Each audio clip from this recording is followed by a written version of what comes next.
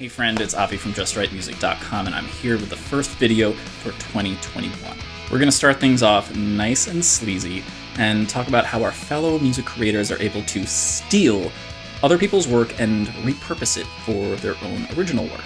Furthermore, we're going to find out why this is actually harder than we think at first, and how we're going to be able to do it too. By the end of this video, we're fully going to understand that old phrase, good artists copy, great artists steal. If you're new to the channel, be sure to like this video and subscribe. It is a super duper big help. So what's the deal? We're stealing music now? Yes, but not in the traditional sense. Believe it or not, it was actually really common for composers and music creators back in the day, and I mean back in the day from like anywhere from the 1950s to like the 1600s, to like regularly claim work as their own, claim other people's work as their own. But it's also important to understand that our ideas of ownership and intellectual property are actually also kind of new. So this really wouldn't have been a problem in the 1600s or any time before that, or even like a couple of hundred years after that. But we're still kind of doing it today, which leads me to my first point. What does copying and stealing music even mean? Copying music, for the purposes of this video, means keeping whole parts of another piece of music to reproduce in your own music. This is usually someone else's music, but it could also just as easily be music you've written in the past or in the future.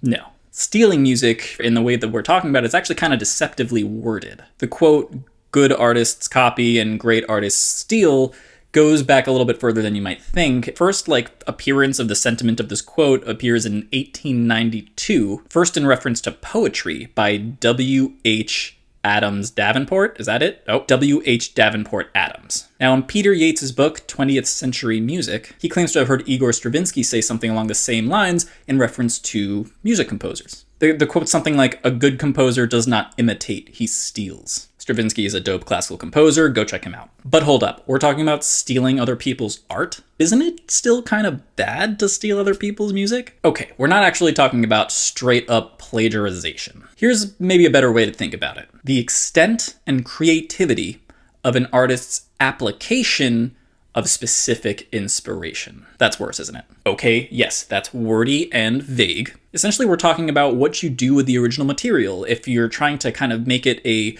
hidden reference, how well you cover your tracks, and if you don't want to make it a hidden reference, that you're covering a song, which is a fantastic example that we're going to continue to use throughout this video, how will you put your original stamp on it? This is the real meaning behind the good and great aspects of this quote. What's the difference? The difference, in my opinion, all comes down to usage and artistic expression. A good writer will be able to copy another person's work without actually changing it enough or using it in a meaningful way. Notice the quotes, all of that's subjective. Now, a good example of this is a copycat band. You know, one band makes it big, and then there's a bunch of other copycat bands that pop up that have their exact same sound, and it's just like a complete imitation. There's no meaningful innovation or artistic stamp on any of these copycat bands. They're purely there to ride the coattails of that sound that was just popularized. Cover songs are a great barometer for this. According to this quote, if you're covering a song and you don't make any changes to it at all, you're just copying it. Ow. Now, that's not saying you're bad. You know, in order to copy someone else's music convincingly, that takes a whole lot of skill.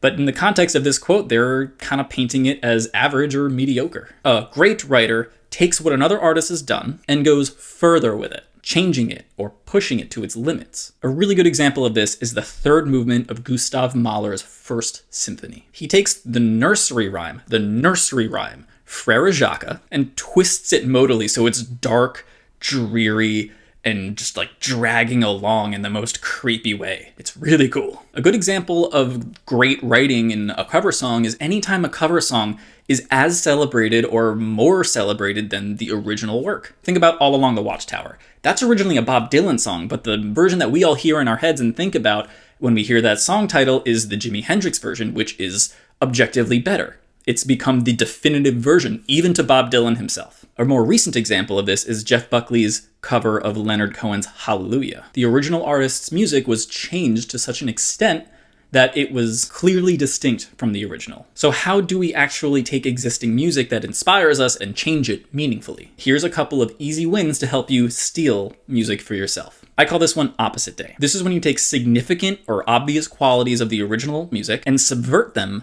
by using their complete opposites. Going back to that Mahler reference that I just made, he does this with Frere Jacques by turning the major nursery rhyme at a moderate pace into a slow minor like death march, which is brutal and the complete opposite. We're celebrating life with nursery rhyme, we're growing up, we're celebrating innocence and childhood, versus with Mahler's version or iteration of it, we're celebrating, well, not celebrating, but we're talking about death. It's dark and gloomy versus the light of growing up and all of that type of fun stuff. There's a lot more to explore with this piece, and I would love to do that. Let me know in the comments if you're into that. Maybe I'll do a video. Another really easy win is to just add or subtract instruments. In this case, we're going to take a look at the original instrumentation, the instruments, what instrument is playing what part, and then we're going to change or add or remove whatever we want until we find something that kind of fits our vision or creates a path to our vision. This can go really, really great or really, really poorly. In my experience, there's very little middle ground with this method. A great example of this would be Disturbed's cover of the Simon and Garfunkel classic, The Sound of Silence. This is a little bit of a hot take, not gonna lie. It was received very well, a lot of people really like it, and I think it's very, very well produced. I think it's really creative, but I also don't think it really hits home thematically, nor does it retain the spirit of the original song. As I've beleaguered my friends and my family, it's the sound of silence, not the sound of symphonic metal. To be clear, I love Disturbed, and I think they normally do really, really great covers. Their cover of A Land of Confusion by Genesis is really, really fantastic and one of my favorite covers of all time. This is a hot take, but I have more to say about it, so if you want me to make a video about it, let me know down in the comments so I know that you're into that. The last easy win is a lot more subtle. This one is called referencing. For this one, you're going to take a melody or a chord progression or whatever it is that's really inspiring you about the original work, and you're going to chop off the parts that kind of make it too characteristic, that give away the that give the song away a little too much. There's a real art to this, and mastery of referencing is the huge key into making something your own, especially if you're not doing a straight up cover song. A fantastic example of this is the song Because by the Beatles, which is a straight reference to the first movement of Beethoven's Moonlight Sonata. Ultimately, greatness is subjective, but skill is something else. I think it's really important when talking about great writers or